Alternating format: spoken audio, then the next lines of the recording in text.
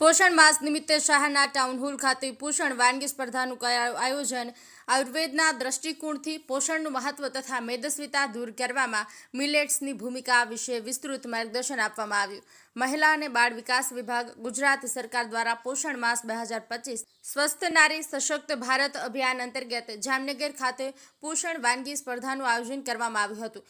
ICDS શાખા જામનગરના સહયોગથી ટાઉન હોલ ખાતે આયોજિત પોષણ વાનગી સ્પર્ધામાં જિલ્લાની વિવિધ આંગણવાડી વર્કર બહેનોએ ઉત્સાહભેર ભાગ લીધો હતો. સ્પર્ધામાં મિલેટ્સમાંથી બનતી વાનગી અને પૌષ્ટિક વાનગીઓ રજૂ કરવામાં આવી હતી.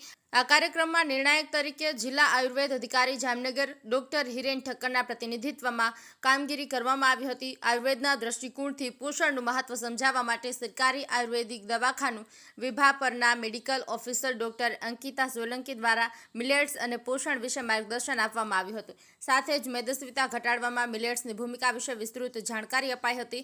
કાર્યક્રમમાં જિલ્લા પંચાયત જામનગરના પ્રમુખ મેયબેન ગરસર, ઉપપ્રમુખ હસમુખભાઈ કણઝરિયા, સામાજિક ન્યાય સમિતિના અધ્યક્ષ ગોમતીબેન ચાવડા, બાંધકામ સમિતિના ચેરમેન, મહિલા અને બાળ વિકાસ સમિતિના ચેરમેન અને જામનગર જિલ્લા પ્રોગ્રામ ઓફિસર પ્રજ્ઞાબેન રાવલ સહિતના મહાનુભાવો ઉપસ્થિત રહ્યા હતા.